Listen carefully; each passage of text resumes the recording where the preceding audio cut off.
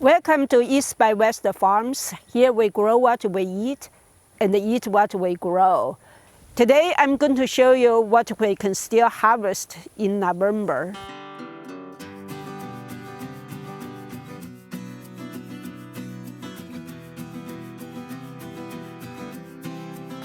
I'm in the middle of the garden. Judging by the peach tree behind me, you can see that it dropped most of the leaves. That means that it's late fall, and for some places probably it's early winter already. But we had a pretty warm fall so far. I'm still in short sleeves. This actually is the best time of the year for gardening in Texas. We still have a lot of summer crop that is producing, and we also have cool season vegetable that coming up and ready for harvest. Let me show you what I can harvest here. So here we have some pepper plants. This is jalapeno, and they are still kind of green. These are the cowhorn plant peppers, and there are lots of red ones, so I'm going to harvest that.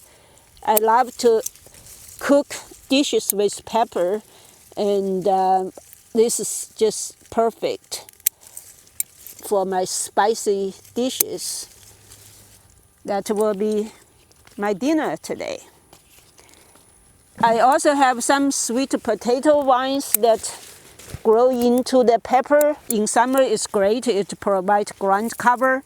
Now we don't need that, but we can harvest the sweet potato vine as greens, so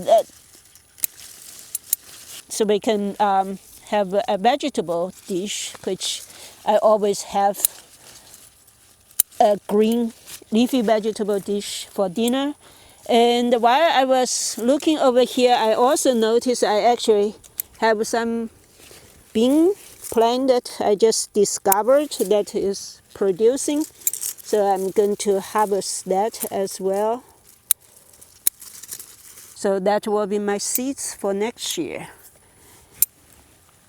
This is behind my outdoor shower, and I haven't done anything, so there's weeds everywhere. But there's something to harvest. This is arugula, so basically it's self-seeded. And when the weather cool and it got into this big bush, and the nice thing with arugula is that I can harvest them like this, and then they will grow back. So as long as we don't have a deep freeze, it's going to continue to produce food for me. So this is nice, and I kept this weed over here to keep the soil moisture in summer because nothing grows except weeds. But now I can pour them out and then let the cool season vegetable grow, and you can see that lots of them self-sprouted already. This is another area of summer garden that I need to clean out. So I had cantaloupe here that look like the plants died. I got quite a few cantaloupe over here to harvest, and I should have harvested earlier since some bugs started eating it, but I think we can still harvest some. Over here actually some fava beans start to grow, so that is good. Life continues. Two more over here. So they are very well ripe.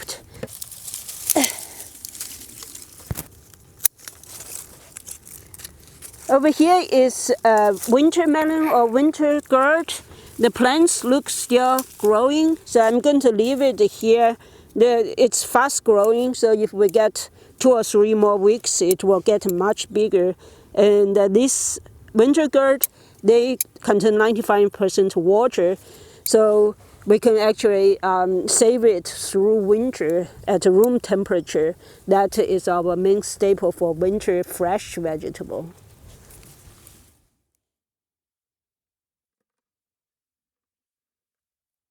This massive squash plant here is Straightneck Squash, and you can see that it's almost the end of season, so the leaves get pretty bad powdery mildew, but it keeps extending itself, and at the end here it still look very healthy. And I got quite a few squash there. Look like there's still some baby squash. This one unfortunately is bad, so that probably goes to the chicken. And it's very resilient. You just keep kind of sending out offshoots and continue to produce squash for me. So I'm just going to leave it, even though it doesn't look very nice. But who knows when we're going to get a freeze. It's going to die when the freeze hit. These huge lemongrass bushes actually are grown from store-bought lemongrass. Basically, you buy the lemongrass from the store, you soak it in water until they got roots, and you plant it over here. And now they're huge bushes. I like to cook them with meat, and especially with duck meat, it's very good. And I just cut them like this, they will grow back. Very good investment. A few green bean plants are still doing well, so I think I see something I can harvest. It's good. I planted them actually later summer because I don't know how the fall is going to turn out, and that seems worked. So I got green beans to harvest in November. That's not bad.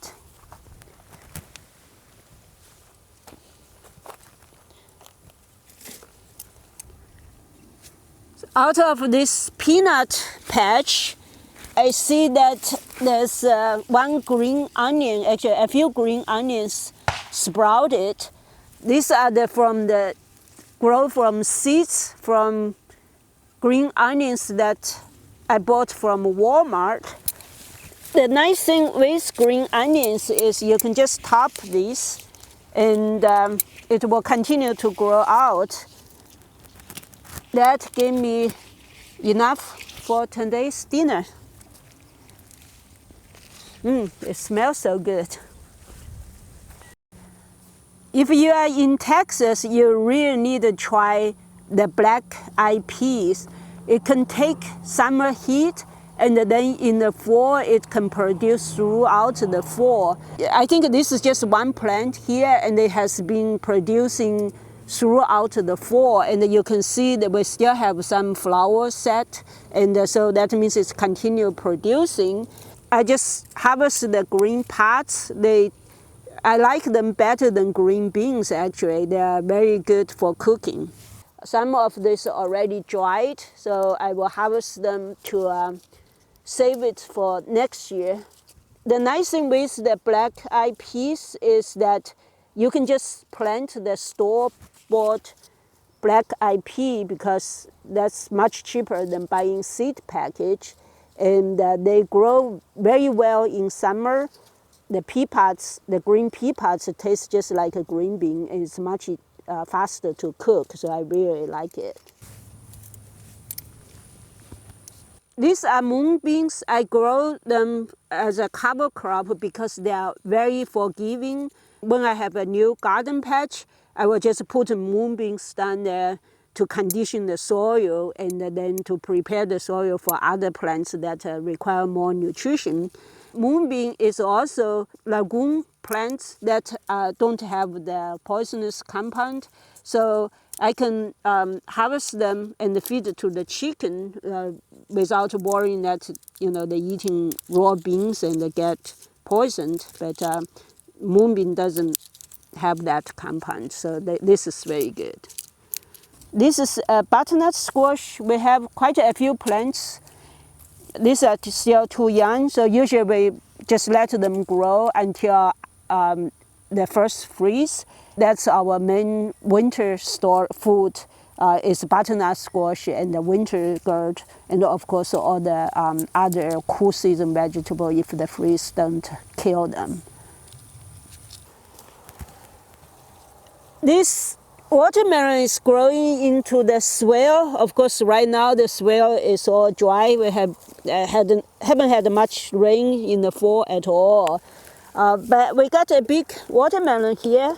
I'm not sure it's ready yet. The tundra is still green, so I'm going to leave it for a little bit. Now it's November. I don't know, maybe we will get watermelon for December. That will be nice. It sounds good. This okra plant is almost like trees. It's another of this plant that I can plant during summer and then harvest through the fall. They have beautiful flowers. I didn't know that before I planted. I didn't know that okra's flower is so beautiful. So this one, I'm going to harvest the small one and then leave the big one for seeds, so I can next year. So I don't need to buy seeds for it. But look, these. I got quite a few okras just from this one plant over here. There are a few still coming, so if we don't get a freeze, we might get another round of harvest here. That's what I got in November from our garden. I would say that's quite a bounty. I got almost half bucket of squashes and spices and leafy vegetables. It's probably will be 2 or 3 meals for us. That's not too bad for November. I hope you enjoyed this video. If you did, please give me a thumb up. If you have any questions or comments, please leave it down below. If you have not done so, please hit the subscribe button to follow our journey with the East by West Farms.